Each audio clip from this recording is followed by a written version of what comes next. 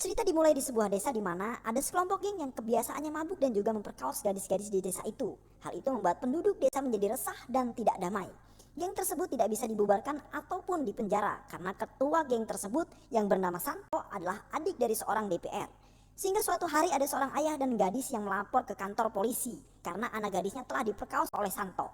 Tetapi bukannya mengurus laporan itu, polisi malah berkata jika ia tidak ada wewenang untuk mengusut laporan ini. Mendengar hal itu, si ayah korban sangat kecewa dengan kepolisian. Walaupun ia mencoba melapor ke kantor polisi yang lain, tetap saja ia tidak mendapat respon yang baik. Hal itu dikarenakan Santo adalah adik dari seorang DPR yang bernama Asim, di mana saat ini ia sedang berkampanye untuk pemilu yang akan datang. Santo pun ikut berpartisipasi dalam kampanye tersebut. Dan malangnya, Santi seorang gadis yang tengah lewat dipaksa berhenti dan mereka perkaos secara bergilir tanpa kenal ampun. Kemudian ayah Santi dan para warga sudah greget dengan kelakuan Santo dan gengnya. Kemudian melaporkan kepada si Asim untuk meminta Asim memberikan hukuman kepada si Santo atas kelakuannya. Tapi Asim dengan santai malah berkata jika adiknya itu tidak sengaja melakukannya dan meminta ayah Santi untuk melupakan kejadian tersebut. Mendengar hal itu, ayah Santi naik pitam dan mencoba menghajar Santo. Namun Asim dengan sombongnya mengancam ayah si Santi dan para warga untuk tidak memperpanjang masalah Santo yang suka memperkaos para gadis. Jika mereka ingin selamat, ayah Santi dan para warga yang tidak bisa berbuat apa-apa pun kemudian memutuskan untuk pulang. Dan setelah itu bukannya Santo merasa bersalah, malah ia malam harinya pergi ke rumah Santi dengan para gengnya. Dan lagi-lagi Santo memperkaos Santi, juga membunuh kedua orang tua Santi, lalu membakar rumahnya. Keesokan paginya, seorang pemuda desa yang bernama Durga sedang berkumpul dengan para pemuda desa untuk membicarakan masalah Santo yang terus-menerus memperkaos para gadis. Tak lama kemudian datang seorang yang bernama Barun yang adalah seorang aktivis yang bertugas di desa tersebut. Ia sengaja ikut berkumpul dengan para pemuda untuk ikut menyelesaikan masalah Santo. Barun lalu berpendapat untuk melawan Santo dan Asim dengan cara yang tenang, yaitu dengan terus melapor ke kantor polisi. Lalu seorang pemuda berkata jika cara itu terlalu lemah untuk melawan Santo dan kakaknya. Tapi Barun dan para pemuda desa tetap mencoba cara Barun, yaitu melapor ke kantor polisi dan bisa ditebak jika hasilnya nihil. Kepolisian beralasan jika itu bukan wilayah kekuasaan mereka. Dan pemuda desa pun berkata pada Barun jika melapor ke kepolisian hanya sia-sia belaka. Dan tiba-tiba Santo datang dan merobek laporan Barun tentang dia. Santo pun langsung berniat menghajar Barun karena berani melaporkannya ke kepolisian dan juga telah mengajak para pemuda desa untuk melawan Santo. Santo yang emosi lalu menampar Barun, kemudian meninggalkan kantor polisi. Di malam harinya, Barun tak kehabisan akal. Ia mencoba terus mengirim surat pada pemerintah untuk mengirimkan polisi yang jujur di desa tersebut. Ia juga berkata pada Durga jika bisa saja keajaiban terjadi karena ia menulis surat ini. Durga yang dari awal terus menemani Barun, lama-kelamaan menyukai Barun karena kebaikan hatinya. Untuk menghibur para warga desa, Barun sengaja mengadakan pesta walaupun sederhana. Para warga setidaknya bisa sedikit melupakan masalah yang terjadi di desa tersebut. Beralih ke kediaman Asim, di mana ia sedang kedatangan politikus yang bernama Kumar untuk membahas masalah tentang pemilu yang tidak akan lama lagi. Kumar memperingatkan Asim untuk mengkondusifkan desanya dan mengawasi si Santo agar tidak membuat masalah. Ia bisa berakibat buruk pada pemilu, agar juga mereka mendapat kemenangan. Kumar juga mempertegas jika rencana Santo membunuh Barun untuk ditunda sampai pemilu selesai. Pagi hari rutinitas Barun adalah mengajar di sebuah sekolah di desa.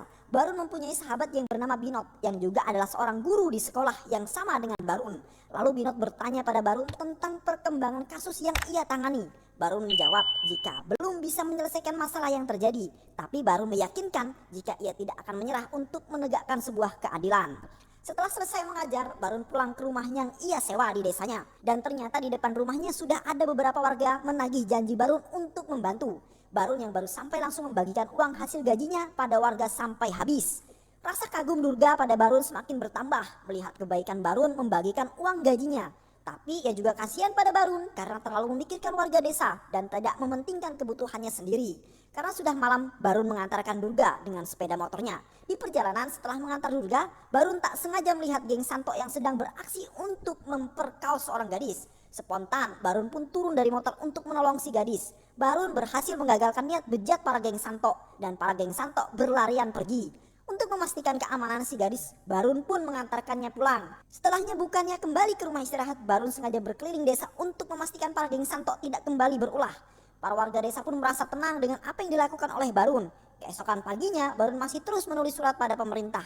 Walaupun sampai sekarang ia belum mendapatkan respon. Tak lama kemudian, Durga menemui Barun untuk memberikannya makanan. Dan karena Durga juga belum makan, jadi mereka berdua makan bersama. Setelah itu Durga pergi ke lapangan untuk bermain bersama dengan para anak-anak desa. Dan tiba-tiba saja hujan turun dengan derasnya. Durga yang menyukai hujan langsung gembira bermain hujan-hujanan. Tak lama kemudian Santos dan para gengnya datang dan tanpa basa-basi langsung memperkaos Durga. Durga pun ditemukan sudah tak berdaya dengan penuh luka. Barun dan para pemuda desa lalu membawa Durga ke rumah sakit. Melihat apa yang terjadi pada Durga, Barun dengan penuh amarah menemui Santo ke rumahnya. Ia memperingatkan Santo agar berhenti berulah. Jika tidak, ia akan memprovokasi warga desa untuk melawan Asim dan Santos. Setelah mengatakan itu, Barun pun pergi. Kemudian Barun dan para pemuda desa mulai bergerak dengan menempelkan pamflet di semua sudut desa yang berisi ajakan agar para warga berkumpul. Melihat ajakan itu, para warga desa pun berkumpul di tengah derasnya hujan. Lalu dengan tegas Barun berdiri di hadapan para warga dan menyorakan para warga untuk bersatu melawan dan menghentikan geng Santo yang terus-terus memperkaos anak gadis di desa. Tidak semua gadis di desa akan kehilangan masa depan, ucap Barun.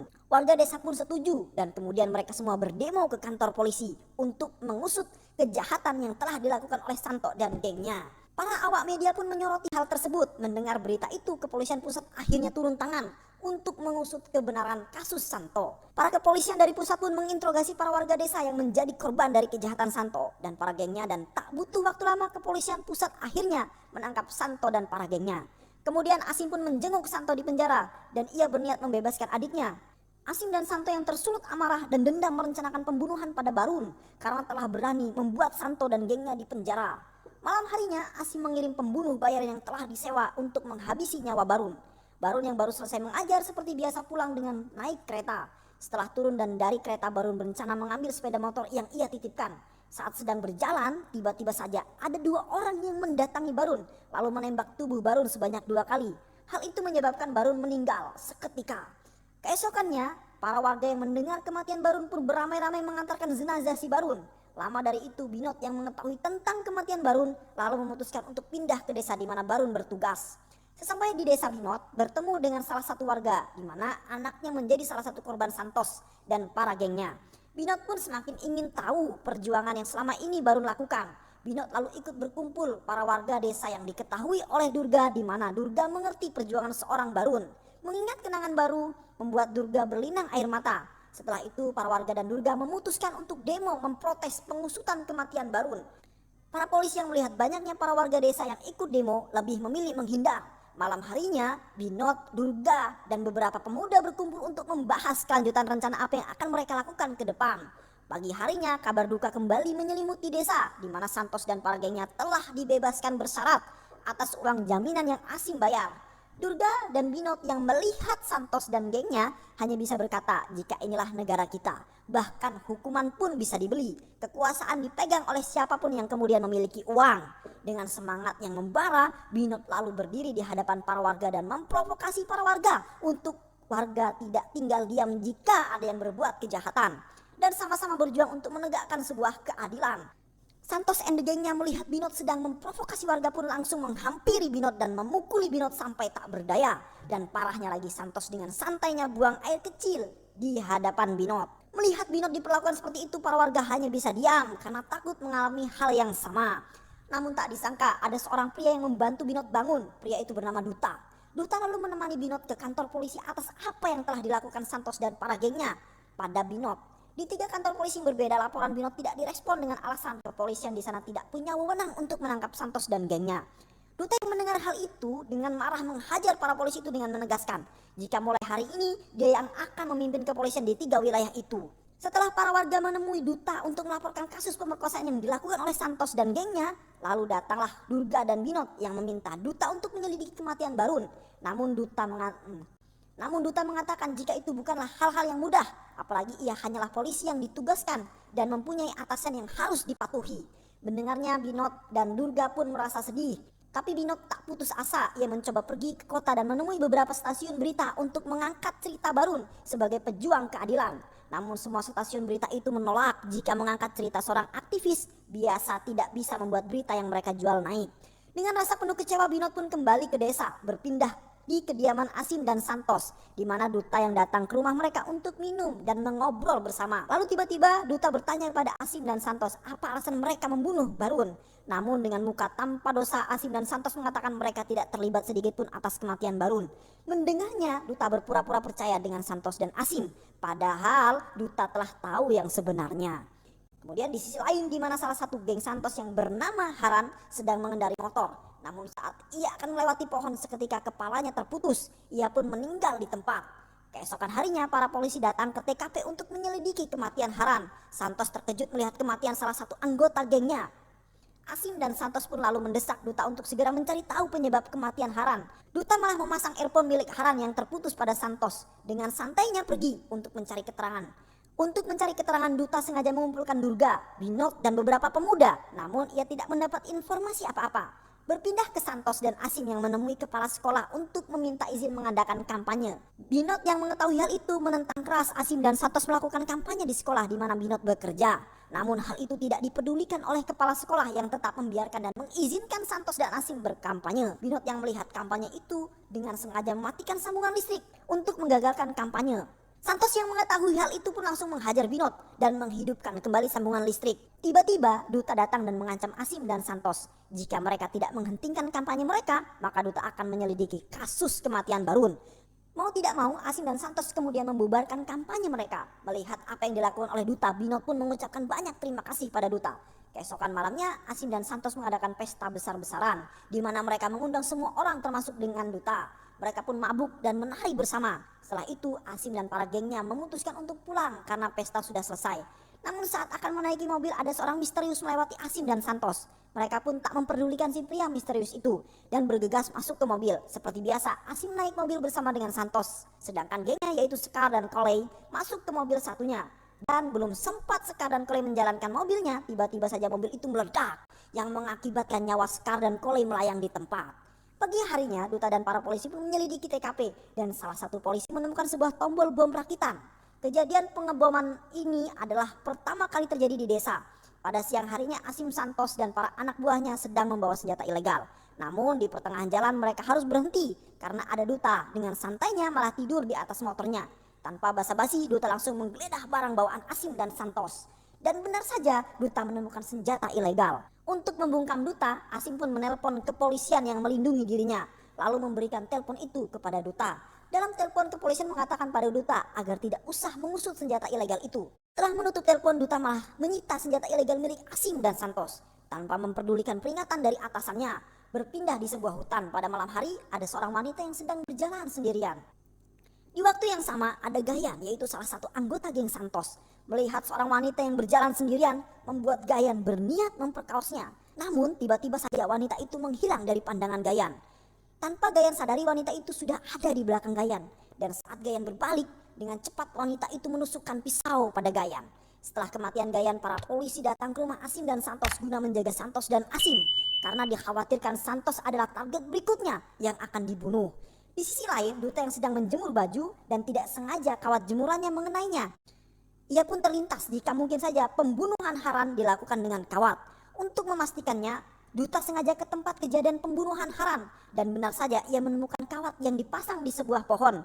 Ia pun menyelidiki jenis kawat itu pada pedagang kawat. Setelahnya Duta pergi ke sekolah di mana Binot mengajar, lalu mengajak Binot mengobrol berdua di jalan.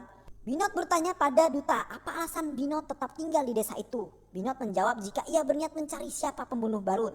Sesampainya di rumah Binot, Duta berkata jika pembunuhan geng Santos terjadi akhir-akhir ini membuat kepolisian menjaga ketat rumah Santos. Dalam hati Duta, ia mencurigai Binot adalah dalang dari semua kasus pembunuhan geng Santos. Lalu Duta memutuskan untuk pulang. Keesokan harinya di desa akan mengadakan acara pesta tahunan. Di sisi lain, saat semua orang sibuk mempersiapkan acara, Duta malah pergi ke rumah Binot dan menggeledah kamar Binot untuk mencari tahu apa yang akan Binot lakukan selanjutnya. Tak sengaja Duta melihat sebuah topeng di kamar Binot yang biasanya ia gunakan ketika Binot menari. Malam harinya acara pun dimulai, dibuka dengan tarian para penari yang memakai topeng. Asim dan Santos pun hadir dan menjadi tamu VIP. Namun tak disangka, salah satu penari mendekati lalu menariknya ke atas panggung dan menusukkan sebilah pisau pada perut Santos. Melihat hal itu, para warga desa pun histeris dan berlari menjauhi panggung. Duta pun dengan sigap menarik penari yang telah membunuh Santos. Duta lalu menyuruh penari itu melepaskan topengnya untuk benar-benar memastikan jika itu adalah Binot. Dan benar saja ketika penari membuka topeng, terlihatlah wajah Binot. Dan terungkaplah jika yang membunuh Haran, Sekar, Kole, Gayan adalah Binot. Ia telah merencanakan balas dendam itu untuk membunuh semua anggota geng Santos dan juga Santos sendiri. Duta yang sudah mengetahui hal itu bukannya menangkap Binot, malah membawanya pergi dengan motor ke tempat yang jauh. Binot pun pasrah bahkan jika harus dibunuh oleh Duta. Tapi Duta malah berkata, jika Binot sebenarnya kau adalah orang yang baik dan aku tidak bisa membunuhmu. Duta pun lebih memilih meninggalkan Binot dan pergi. Dan film pun selesai.